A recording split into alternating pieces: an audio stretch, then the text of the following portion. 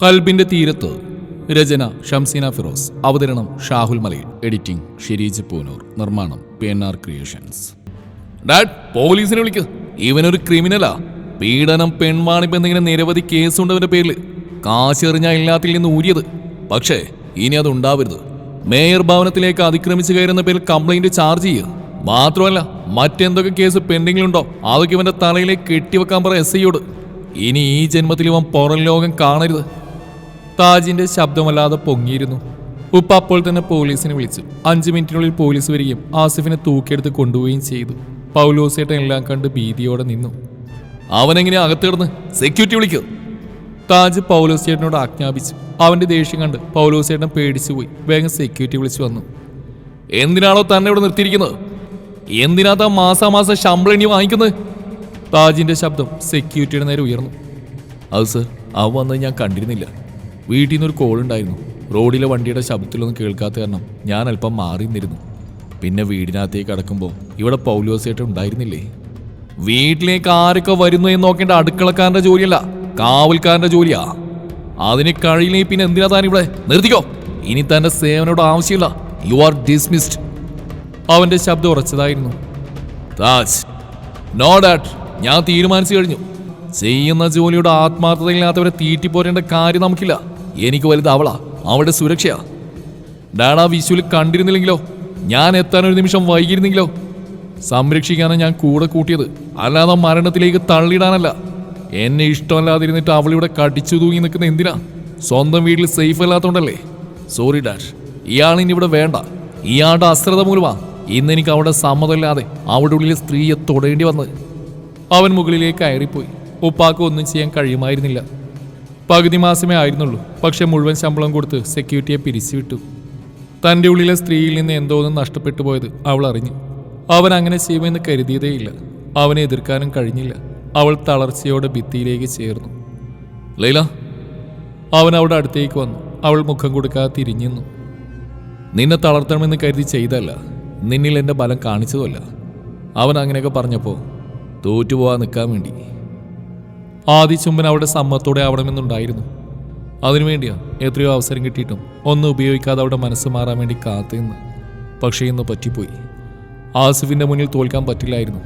ജയിക്കാൻ ആ ഒരു വഴിയേ കണ്ടുള്ളൂ. ഇനി പറഞ്ഞിട്ട് കാര്യമില്ല. കണ്ടവൻ്റെ പെണ്ണൊന്നുമല്ലല്ലോ, എൻ്റെ പെണ്ണ് തന്നെയല്ലേ. അവന് ചിരിയായിരുന്നെങ്കിൽ അവൾക്ക് കരച്ചിലായിരുന്നു. സന്ധ്യയാകുന്നവരെ റൂമിലിരുന്ന ഒരൊറ്റ കരച്ചിൽ തന്നെ. ഉച്ചയ്ക്ക് റൂമിൽ കൂടിയതിനു ശേഷം അവളെ വെളിയിലേക്ക് കണ്ടില്ല.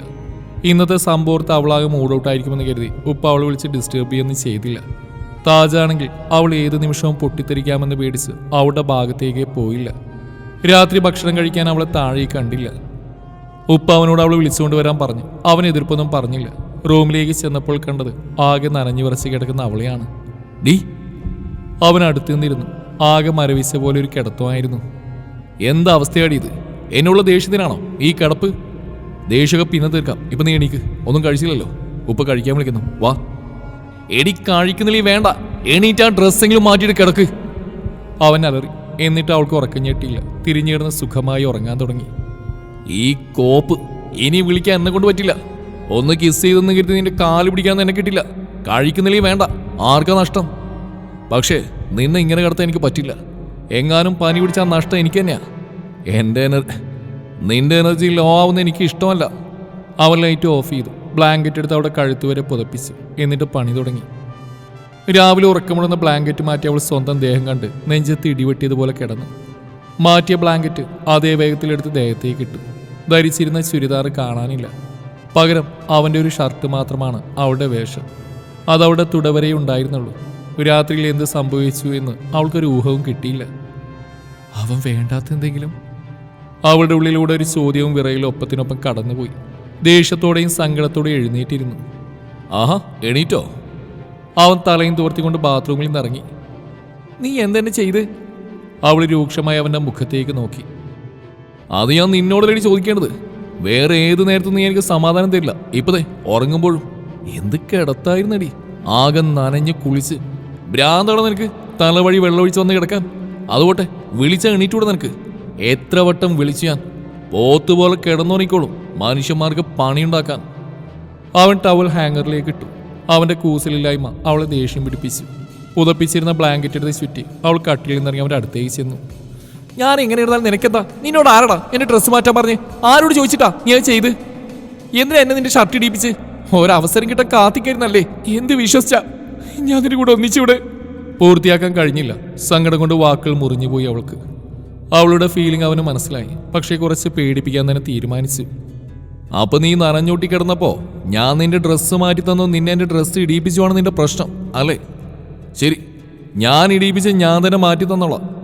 ഉണ്ടായതുപോലെ നിന്റെ ഡ്രസ്സിനെ ഇട്ട് തരികയും ചെയ്യാം. ഇങ്ങ് വാ എന്നും പറഞ്ഞ് അവൻ അവളെ വലിച്ച് തന്റെ നനവുള്ള നഗ്നമായ നെഞ്ചിലേക്ക് വലിച്ചിട്ടു. ഏയ് അടങ്ങ് മോളെ. അവൻ അവിടെ രണ്ടു കൈയും പിടിച്ച് പിന്നിലേക്കാക്കി അവളെ തിരിച്ചു നിർത്തി ഒരു കൈ കൊണ്ട് അവളുടെ വയറിലൂടെ വട്ടം ചുറ്റി. അവളുടെ നെഞ്ചിടിപ്പ് ഉയർന്നു, ശ്വാസഗതി വർദ്ധിച്ചു. എന്തുകൊണ്ട് അവൻ്റെ കൈ എടുത്തു മാറ്റാനുള്ള ശക്തി അപ്പോഴവൾക്ക് ഉണ്ടായില്ല.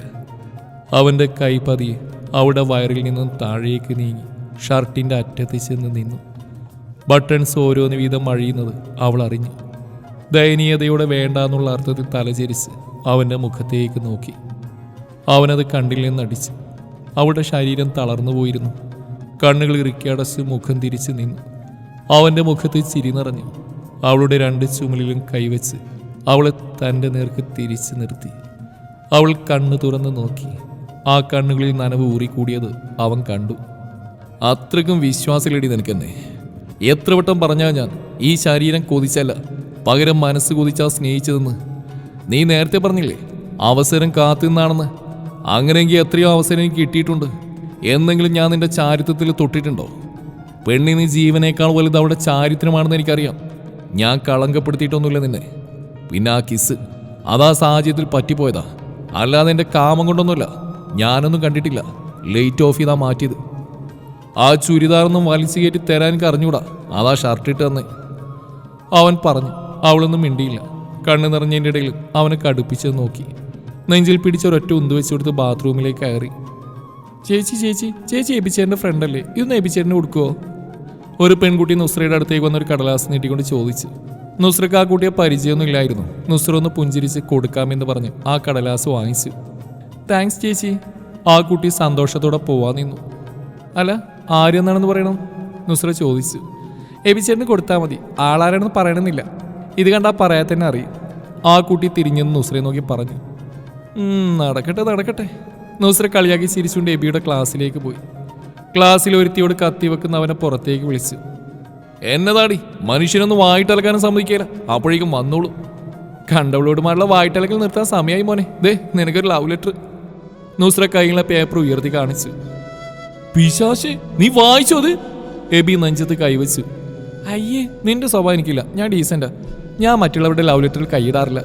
അത് ശരി, ലെറ്ററിൽ കൈയിടാറില്ല, ലൈഫിലല്ല കൈയിടാറ്. എബി പതുക്കെ പറഞ്ഞു. എന്താ കേട്ടില്ല? വല്ലതും പറയണ്ടേ ഉറക്കെ പറയടാ. ഒന്നുമില്ല പൊന്നോ, അതൊന്നും തന്നിരുന്നെങ്കിൽ വലിയ ഉപകാരമെന്ന് പറഞ്ഞാ.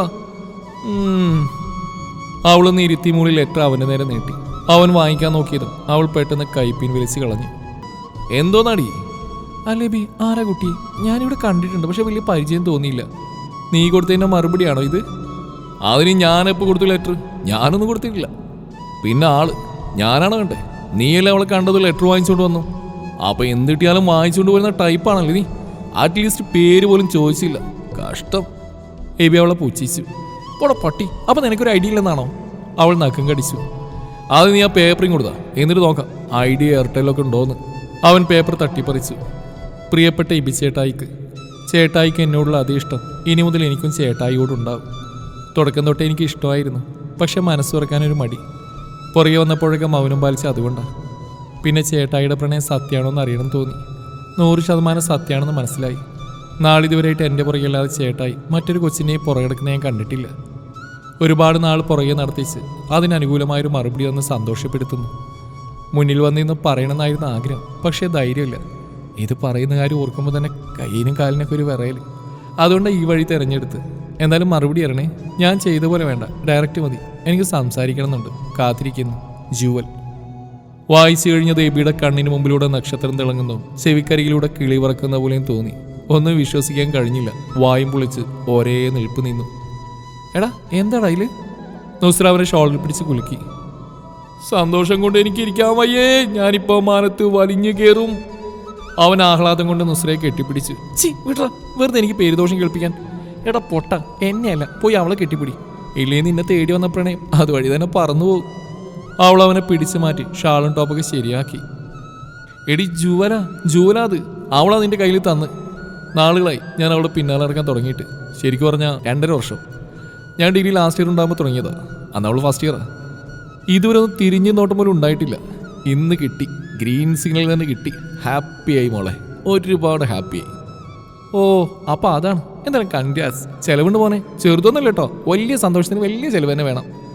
അതൊക്കെ ചെയ്യാം. അതിന് മുന്നേ നീ നിന്റെ കാര്യം പറ. എന്താ ഇഷ്ടം തുറന്നു പറഞ്ഞോ? ആള് സെറ്റായോ? എന്നാൽ 2 ചിലവൊന്നിൽ തീർക്കായിരുന്നു. എബി സൈറ്റ് അടിച്ച് കാണിച്ചു. പെട്ടെന്നാണ് അവളുടെ മുഖത്തെ സന്തോഷം മാഞ്ഞു പോയത്. ഇത്രയും നാൾ താജിനെ മാത്രം പ്രേമിപ്പിക്കാൻ പഠിപ്പിച്ചാൽ മതിയായിരുന്നു. ഇതിപ്പോൾ നിന്നെ കൂടി പഠിപ്പിക്കണല്ലോ. ഇഷ്ടം തുറന്നു പറഞ്ഞില്ലേ, ഇനി ആളെ വളച്ചെടുത്താൽ പോരെ.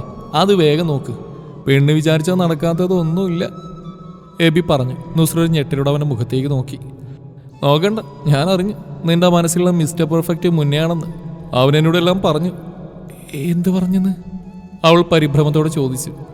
എന്തു പറയാൻ, നിനക്ക് അവൻ ഇഷ്ടമാണെന്ന് പറഞ്ഞു. അവൾക്ക് വിഷമാവണ്ടെന്ന് കരുതി എബി വേറൊന്നറിയാത്ത മട്ടിൽ നിന്നു. അവൾക്ക് ശ്വാസം നേരെ വീണു. സോ എന്താ നിന്റെ പ്ലാന്? നീ ഇഷ്ടമാണെന്ന് പറഞ്ഞു, അവൻ ഇഷ്ടമല്ലെന്നു. അവിടെ വിടാനാണോ? അതെ ബി, ഞാൻ എന്ത് പറയാനാ? മനസ്സിലുള്ള മുഴുവൻ തുറന്നു പറഞ്ഞു. ഒന്നും മറച്ചു വെച്ചില്ല. ഇഷ്ടമല്ലെന്ന് മാത്രമല്ല, ഒരു കാലത്തും ഇഷ്ടപ്പെടില്ലെന്നാ പറഞ്ഞു. അവൻ്റെ സ്നേഹം കൊതിക്കണ്ടെന്നും അതിനുവേണ്ടി കാത്തിരിക്കണ്ടെന്നും പറഞ്ഞു. അതിനുശേഷം അവൻ എന്നോട് മിണ്ടിയിട്ടില്ല. എന്തിന്? ഒന്ന് മുഖത്തേക്ക് പോലും നോക്കിയിട്ടില്ല. അവൻ്റെ ഫ്രണ്ട്ഷിപ്പ് പോലും എനിക്ക് നഷ്ടപ്പെട്ടു. മുന്നിലേക്ക് ചെല്ലരുതെന്നാ പറഞ്ഞിട്ടുള്ളത്. അപ്പം ഞാനെങ്ങനെയാ ഇനി? ആദ്യമായി സ്നേഹിച്ച അവനെയാ. സത്യം പറഞ്ഞ ഇഷ്ടത്തിനേക്കാളേറെ ബഹുമാനമാണ്. അവൻ്റെ ക്യാരക്ടറിനോടുള്ള ബഹുമാനം മറക്കാൻ കഴിയില്ല. ഇനി എന്ത് ചെയ്യണമെന്നും അറിയില്ല. അവളുടെ മുഖത്ത് വേദന തളം കെട്ടി നിന്നു. ഓ എടി ചക്കപ്പോത്ത്, നിന്റെ തലയിൽ പിണ്ണാക്കാണോടി? ഇഷ്ടമല്ലെന്ന് പറയുമ്പോൾ അവിടെ വിടുകയാണോ വേണ്ടത്? തോറ്റുപോയെന്ന് ഇരുതാണോ വേണ്ടത്? അങ്ങനെയെങ്കിൽ താജ് എന്ത് ചെയ്യണമായിരുന്നു? നീ അവൻ്റെ കാര്യം നോക്കി. ലൈല എത്ര വട്ടം ഇഷ്ടമല്ലെന്ന് പറഞ്ഞു. പറയാൻ മാത്രമല്ല, ഓരോ വട്ടം അവളവനെ ആട്ടി വിടുക ചെയ്തിരുന്നത്. എന്നിട്ട് അവൻ പിന്മാറിയോ? ദിവസം ചെല്ലുന്തോറും അവൻ്റെ പ്രണയം ശക്തിയായിട്ടേ ഉള്ളൂ. ഒടുക്കുന്ന സംഭവിച്ചു, അവൻ അവിടെയും കൊണ്ട് തന്നെ പോയി. അതുപോലെ വേണം ഇനി എന്തു വന്നാലും മുന്നേ വിട്ടുകളരുത്. അവനെയും കൊണ്ടേ പോകാവൂ. അവനെ എത്ര കണ്ട് അവോയ്ഡ് ചെയ്യുന്നോ അത്രയും നീ അവനിലേക്ക് അടുക്കാൻ നോക്ക്. മാക്സിമം ശല്യപ്പെടുത്ത്. അത് പക്ഷെ അവൻ്റെ കയ്യിൽ നിന്ന് അടി വാങ്ങിച്ചു കൂട്ടുന്ന പോലെ ആവരുത്. അറിയാലോ അവനെ. ദേഷ്യത്തിൻ്റെ കാര്യത്തിൽ താജിൻ്റെ ബാക്കി അവൻ. എബി അവൾക്ക് ധൈര്യം നൽകി. അപ്പോൾ ഒരു കൈ നോക്കാല്ലേ? നോക്കാന്നല്ല, നോക്കണം. താജും ലൈലയും സെറ്റായി. അവൾ അവനെതിരെ ഉൾക്കൊണ്ടിട്ടില്ല, പക്ഷെ ഉൾക്കൊള്ളും. ആ പ്രതീക്ഷയുണ്ട് എല്ലാവർക്കും. എൻ്റെ കാര്യത്തിലൊരു തീരുമാനമായി.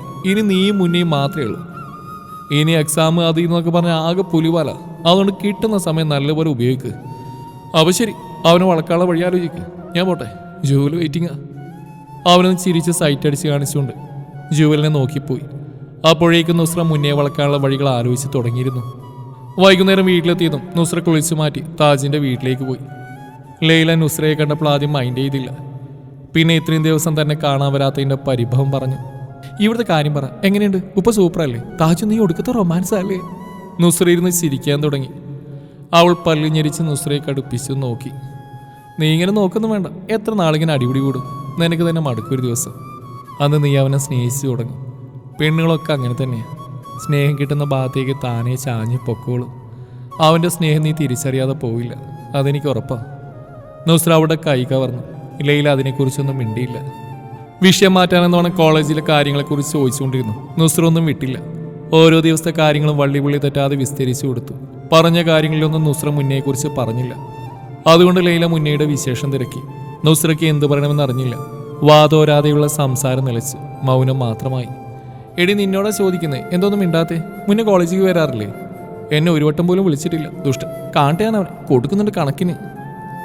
അവൻ വിളിക്കാനിട്ടൊന്നല്ല, നീ ഫോൺ എടുക്കാനിട്ടാ. അവൻ ഇന്നും കൂടെ പറഞ്ഞു ആദ്യമൊക്കെ റിംഗ് ഉണ്ടായിരുന്നു, ഫോൺ അറ്റൻഡ് ചെയ്യുന്നില്ലെന്ന്. പിന്നെ വിളിക്കുമ്പോൾ കോള് തന്നെ കിട്ടാതായെന്ന്. അതെങ്ങനെയാ? ഇവിടെ വന്ന 2-3 ദിവസം ചത്തുപോലെ ഒരേ ഇരിപ്പായിരുന്നു. അത് കഴിഞ്ഞ് ആരോടുള്ള ദേഷ്യത്തിന് ഫോൺ എറിഞ്ഞുടച്ചു. പിന്നെ എങ്ങനെയാണ് നിന്നൊരാൾ വിളിക്കുക? ആർക്കാ കോള് കിട്ടുക? ഒടുക്കം കുറ്റം ബാക്കിയുള്ളവരുടെ തലയിലേക്ക് ഇട്ടോളും.